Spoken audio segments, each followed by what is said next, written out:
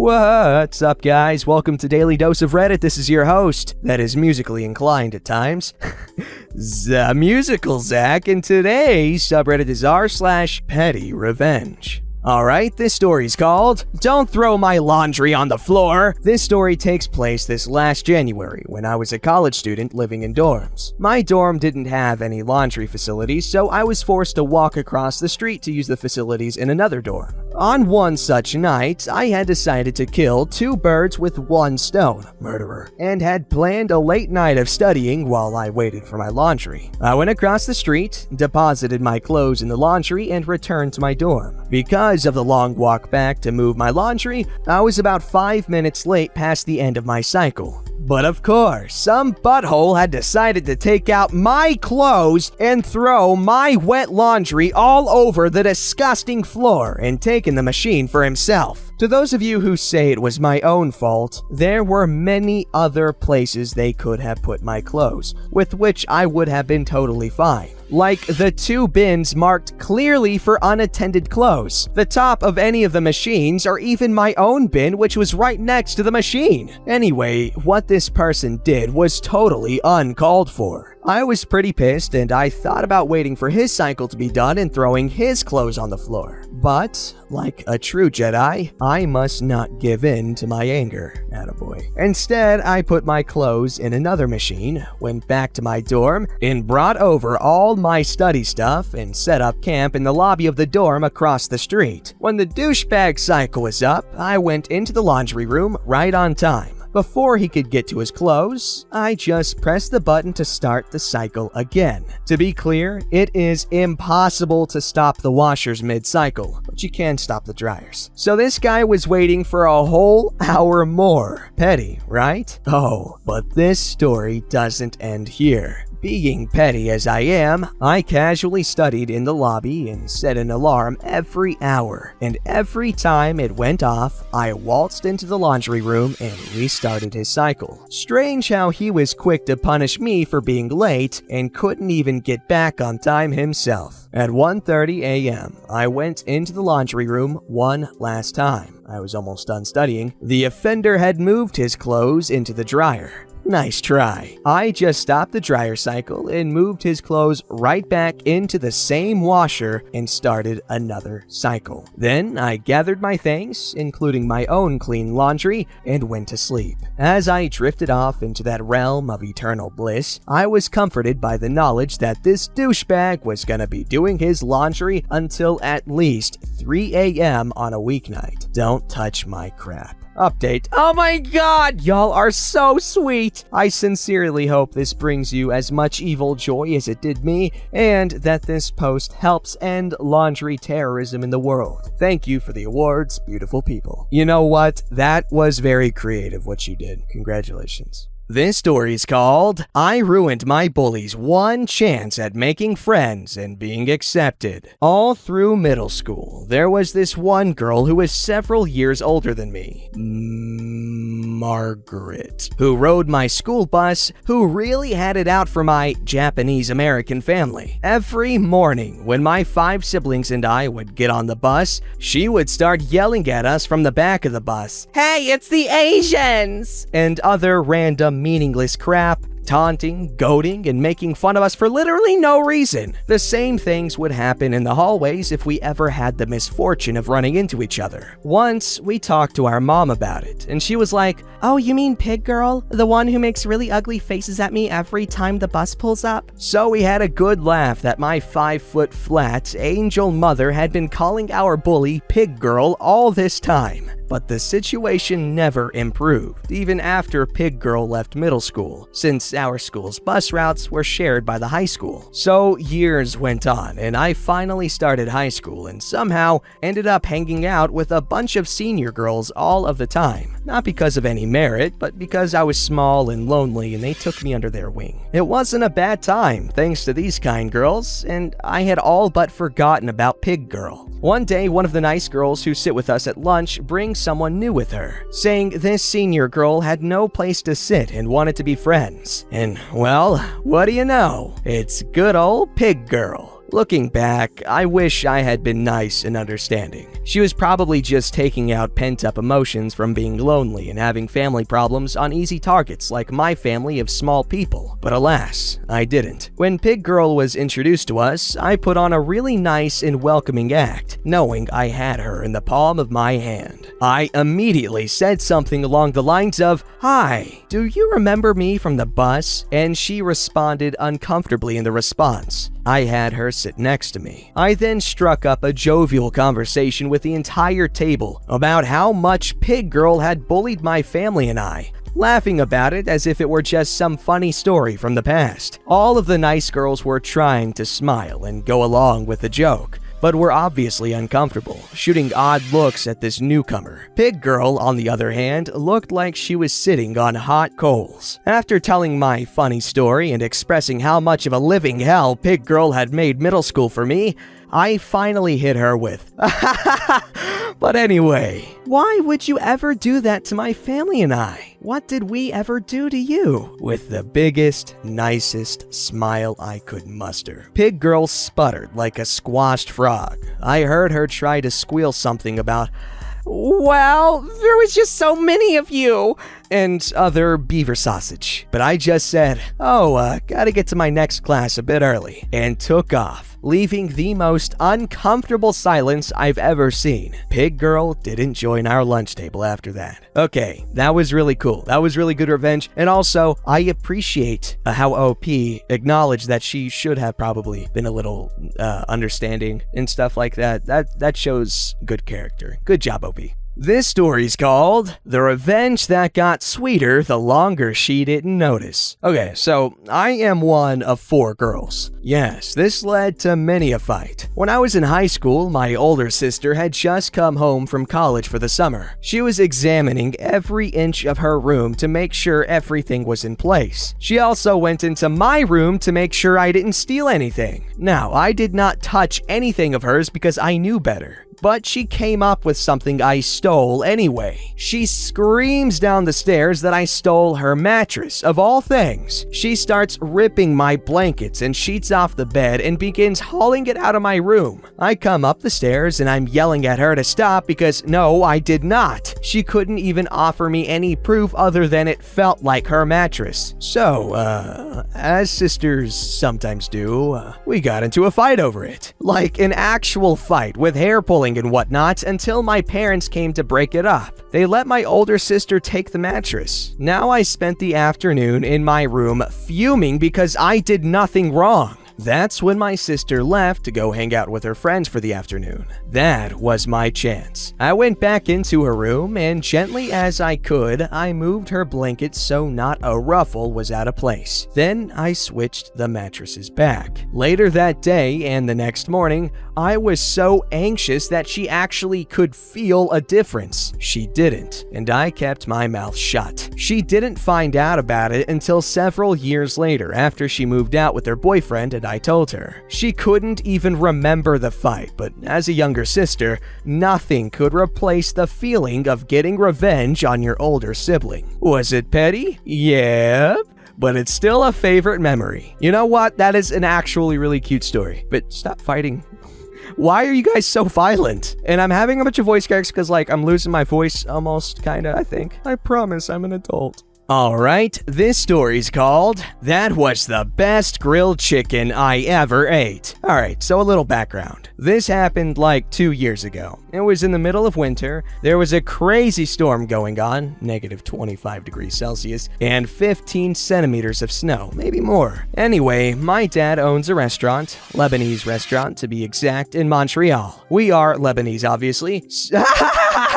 So, we have a whole chicken as one of our items in the menu. It takes 1 hour to make on the grill, and it says that on the pamphlet. Call an hour in advance for the whole chicken. It comes with other stuff too. That day, my dad took us to eat at our restaurant. My brother, who works there, we all work there, asked my dad if he can drop off the delivery on our way home since it was like 1 kilometer away from our house. This was also at night. My dad said okay, and we went. It was snowing like crazy. Some of the streetlights stopped working due to the strong winds. Understandably, it's pretty hard to deliver in these weather conditions. Some cars were getting stuck in the snow. So in total, with the grilling of the chicken and the delivery, it took 15 minutes. The customer didn't live too close either. All things considered, it was pretty fast. Anyway, as my dad was getting out of the car, he kept almost slipping due to some ice near the customer's building. He fell like 4 times. He finally arrives at the customer's apartment. He rings the doorbell and she opens. He greets her and she greets him back with attitude. He hands her the food. She tells him how they are late for the order, that she knows the owner, and that this is unacceptable. Entitled lady says, "This is unacceptable. I know the owner. Call him right away. I demand a discount." "Madam, that isn't necessary. There's no need to call anyone. We can resolve this simply. Again, my dad is the owner. How much do you want to pay?" The bill was like $30 with taxes and everything.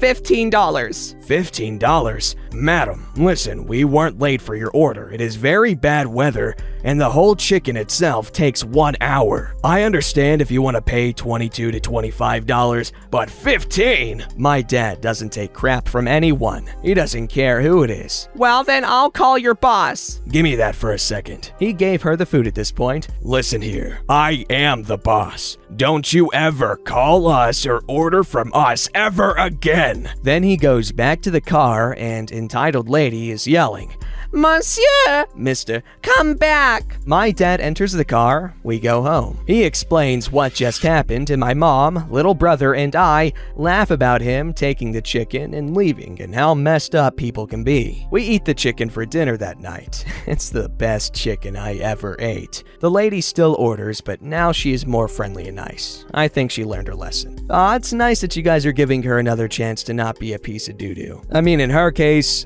not a piece of doo-doo, a whole freaking jar of dookie water. This story's called Bully Gets Petty Revenged Twice. So one of my previous bosses was a bully. If she didn't like you, she was relentless with the little digs and put-downs. We'll call her Karen. Karen hated my colleague Brian and myself. She was hell to work for. But as both Brian and I were exceptionally good at our jobs, she couldn't get rid of us. Anyway, Karen wanted promotion, but she couldn't get it, mainly because too many people knew what she was like and made sure she didn't progress up the ladder. My petty revenge was being offered a new job. The same employer that was 2 grades higher than my current grade, and the same grade that Karen wanted promotion to. So I was now a higher grade than her. Brian also got another job, same employer, but in a different location. We both left at a similar time and had a joint leaving dough? Is that like a hendo thing? Okay. Anyway, Karen's workplace opened at 7 a.m., but staff weren't allowed to start work until 8 a.m. Karen always started at 7 a.m. because the rules didn't apply to her. Her workplace also had a Tannoy system. Anyone could access the Tannoy, simply dial the Tannoy extension number and then deliver your message over the Tannoy. Every morning at 7 a.m., after Brian and I had left, someone would dial the Tannoy extension and play country and western music for an hour, or the same song for an hour, or jazz music for an hour. I was in the US on holiday, so they knew it wasn't me, but Brian was suspected. The caller number was traced to a burner mobile number, but they weren't able to identify who the phone belonged to. Karen barely lasted 2 weeks before coming in to work at 8 a.m. instead. Not sure who was doing it, but I bet it was the best 50 pounds split between them they'd ever spent.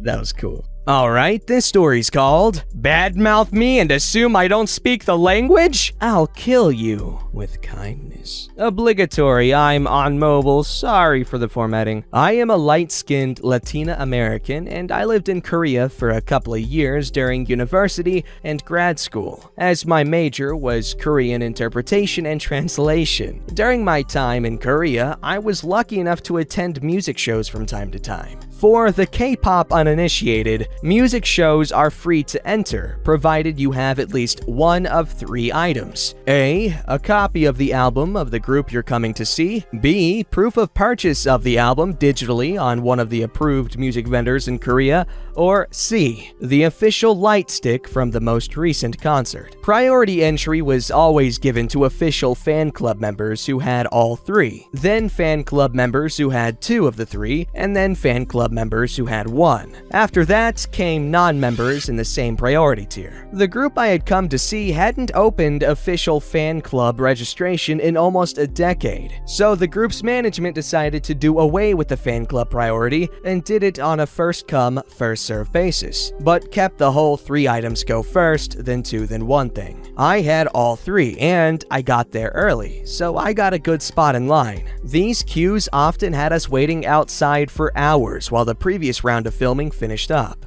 The thing about these music show venues is they're very small. They have limited capacity and allow 2 to 3 groups fans in to watch them film at a time. So not all people who queue for a group get in. In this particular instance, there was trouble with foreign fans causing trouble by taking pictures, not listening to instructions, so venue staff literally went and quizzed each foreigner in line on their Korean. If you couldn't understand, you were booted. I passed with flying colors and kept my spot in line. Here's where the revenge starts. Because of the aforementioned issues, a lot of Korean fans hated international fans with a passion. For this group in particular, so many people were pissed that they had to wait in line behind foreigners because they'd done away with the official fan club priority. Now, here's me, sitting alone in a queue outside on a hot summer day. A group of Korean girls sat in front of me, and a lone Korean girl talking on her phone sat behind me. I was minding my own business, playing games on my phone after passing my Korean quiz with the staff, when I heard the girl behind me talking crap. She was chatting with a friend, I suspect because she was dropping a lot of curse words, and specifically mentioned, "These foreign roaches are ruining things for us. I want to kill them." She mentioned me in particular and said that she bet I'd bribed the staff to keep my spot in line even though I couldn't understand Korean. Okay, so it's harmless crap talk. I don't know this girl and I don't know her friend. In the long run, it doesn't affect me, right? But it really rubbed me the wrong way, especially because she was talking quite loudly. So I grabbed my wallet, politely and quietly asked the Korean girls in front of me to watch my bag and hold my place in line, and went to the convenience store. I bought a round of water for everyone. It was heavy. I had about a dozen bottles of water. I get back to my spot in line, thanked the girls in front of me for holding my spot, then gave them each a water. I gave a water to the group in front of them too. Then I kept one for myself and turned around and handed one to the girl on the phone with a smile. Immediately, she lit up and thanked me in English, smiling bright and taking her phone away from her ear. As I hand her the water, I say in perfect Korean and still smiling, "Then next time you loudly crap talk the foreigners, make sure they can't actually understand you." When I tell you it went silent in the immediate area, you could hear a pin drop. Her smile melted off her face faster than an ice cream cone on Florida pavement. She turned beet red and muttered to her friend on the phone that she had to go and sheepishly apologized. I accepted. She had water and I felt better about myself. Bonus, the girls in front of me heard the whole thing and adopted me into their group for the day. Fun was had all around. Edit 2! Wow, this blew up. Thank you all for the awards. Kill 'em with kindness every day, y'all. Okay, that's an amazing story. That was really kind of you, and that was like the best possible thing you could have done, in my opinion. Good job. Thank you for sharing. Also, it's really cool you're living in Korea, and also really cool that you're like fluent in Korean. Badass language. Don't forget to like, subscribe, and hit that bell to never miss an episode.